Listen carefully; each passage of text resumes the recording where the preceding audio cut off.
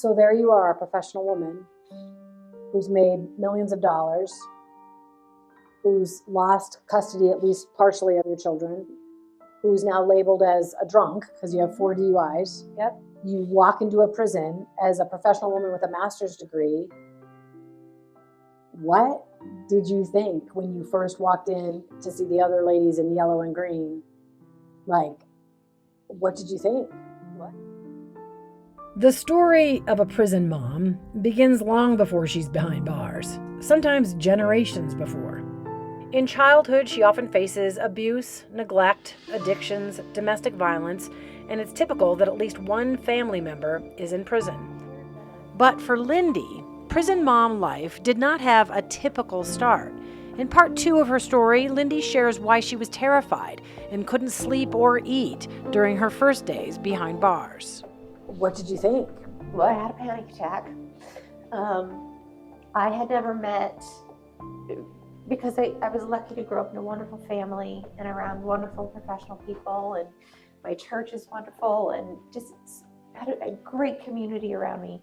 I'd never met a homeless person before.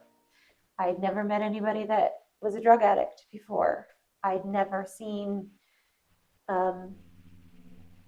people with, to put it mildly, behavior issues, psychological issues.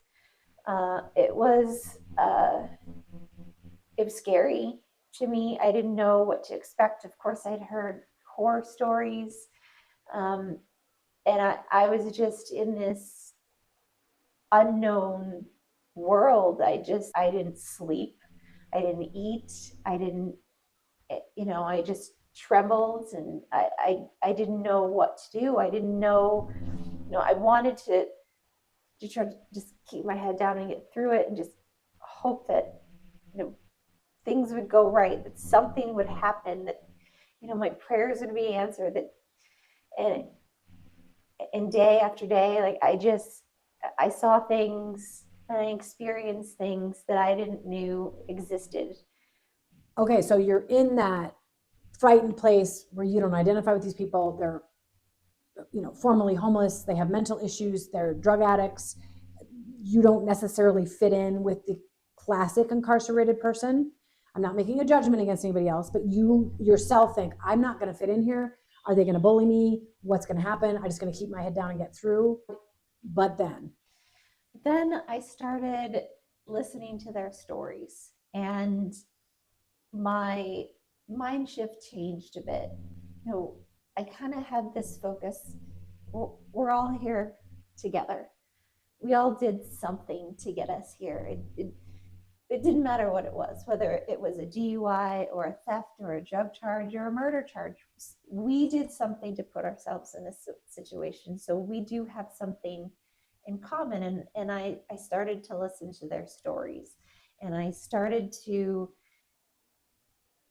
understand a little bit about their backgrounds. And, we all have things in our life that led us here. We had different paths. It may be a bad childhood. It may be a singular event. It may have been a culmination of things.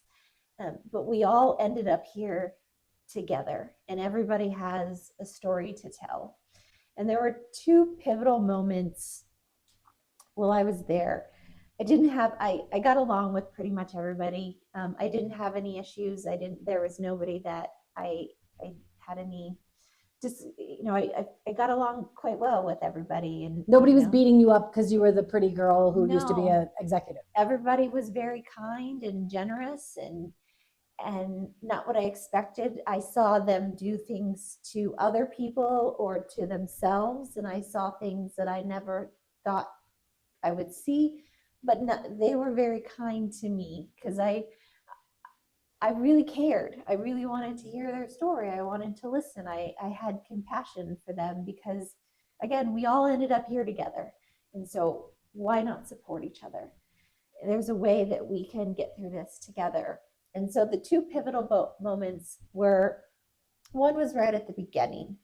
I was in the library. I read a lot while I was in there, and there was a sign-up sheet for a nonprofit called Freedom Reads. and they needed judges to read these books, and then they selected a certain amount of people, and then you would have like a book club. I was able to connect with some women on a different level. We were able to have some discussions, and I realized that, you know, these women are smart.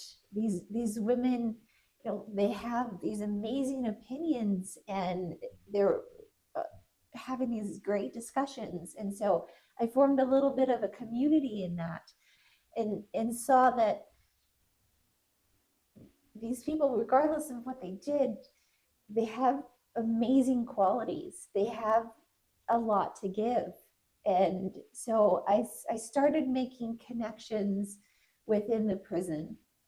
And as things went on, I was able to join your class, the Channel Moms class. I saw these women in there struggling, just like me, missing their kids, wanting to connect with them, the heartache, and I didn't feel so alone anymore. I felt like I'm not the only one, that my mistakes have caused me loss. A lot of what I've struggled with is the time.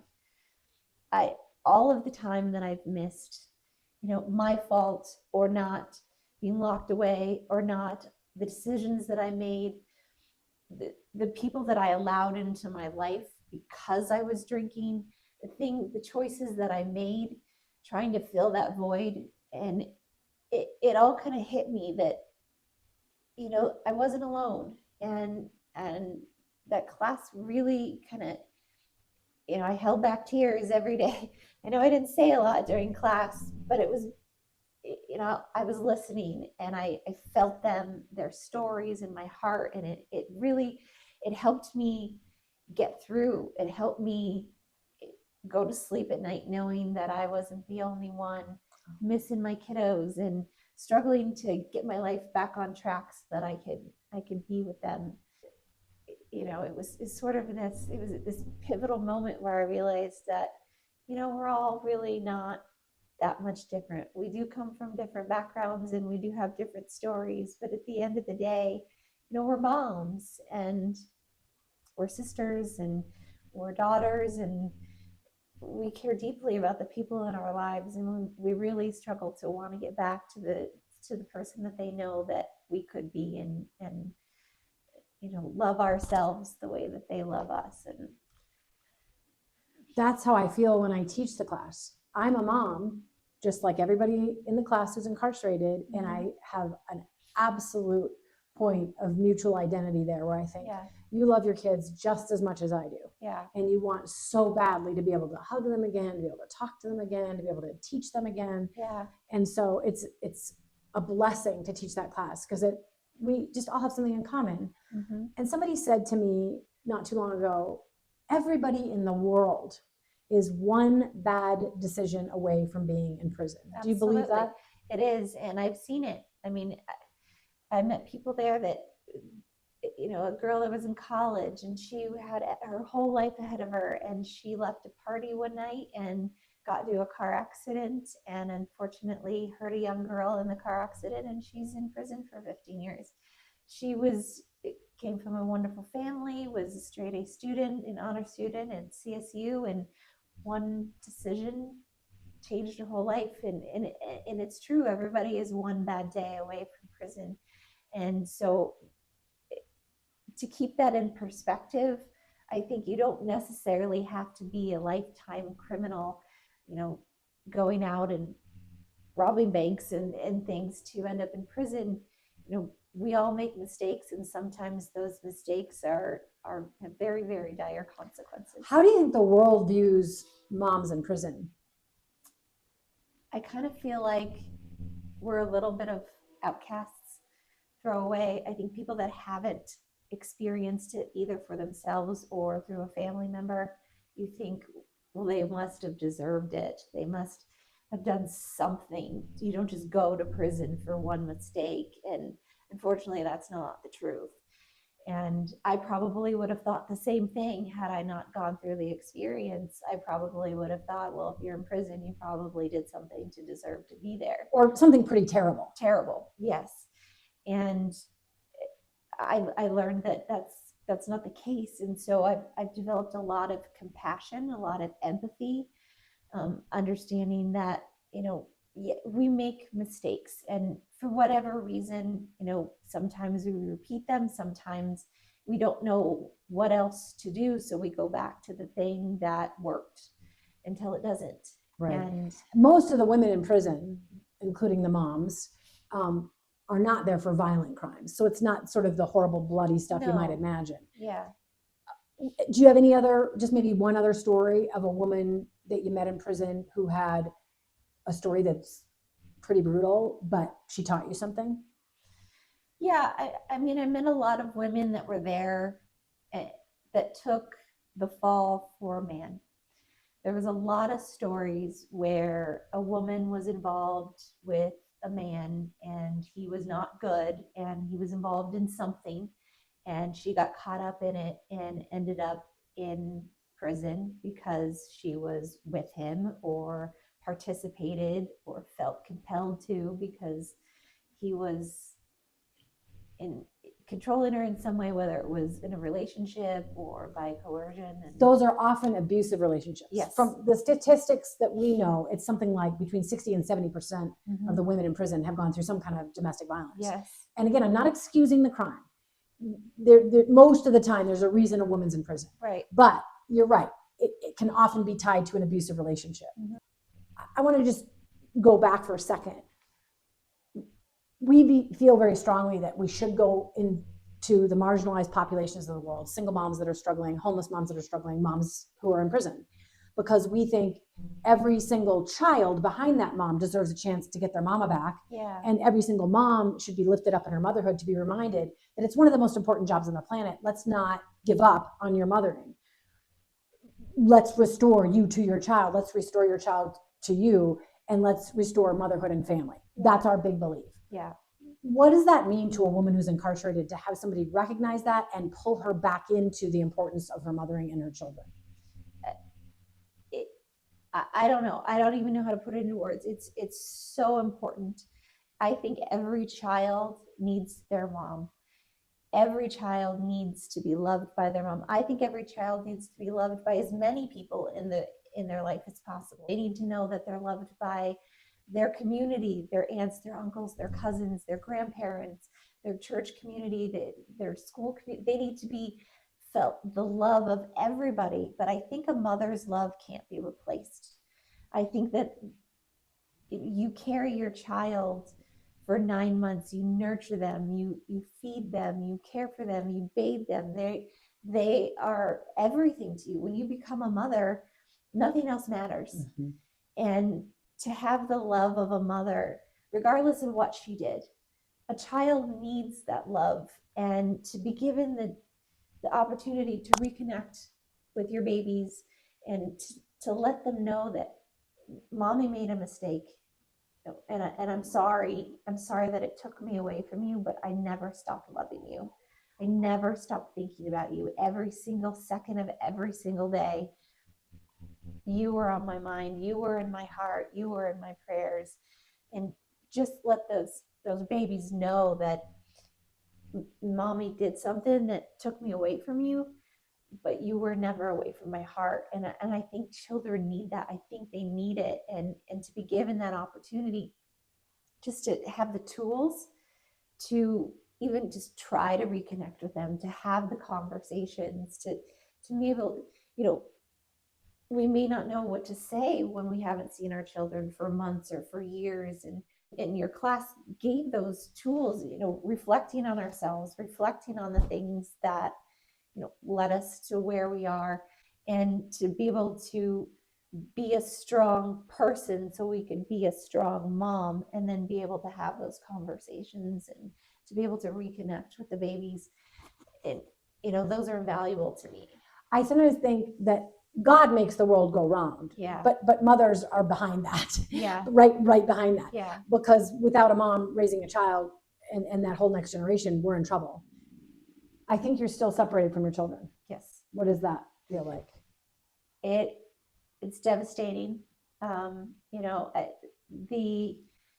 being in prison and the DUI has been used against me. Even though I haven't technically lost custody of them, I've been kept from them.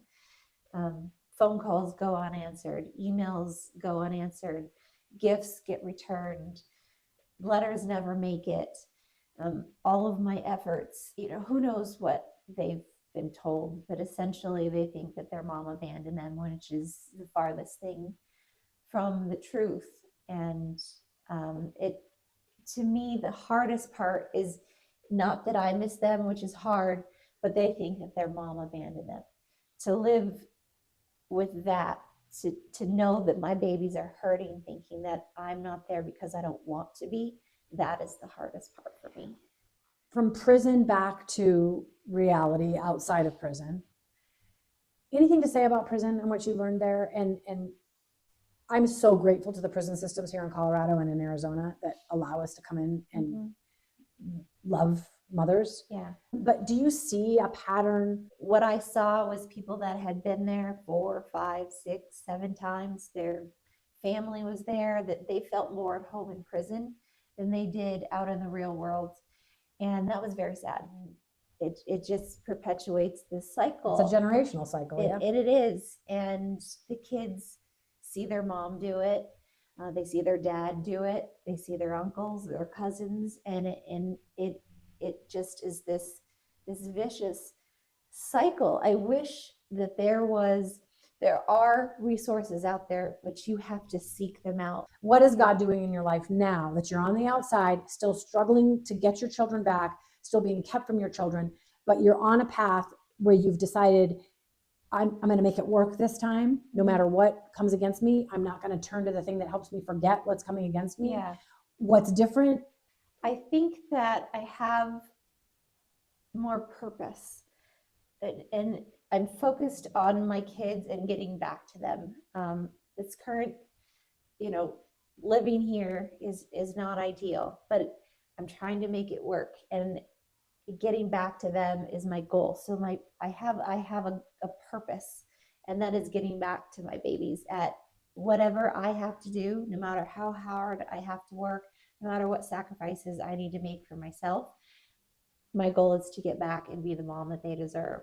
And so I think instead of self-loathing and trying to fill a void with, sleeping and alcohol, or just self-loathing in general, I have this purpose.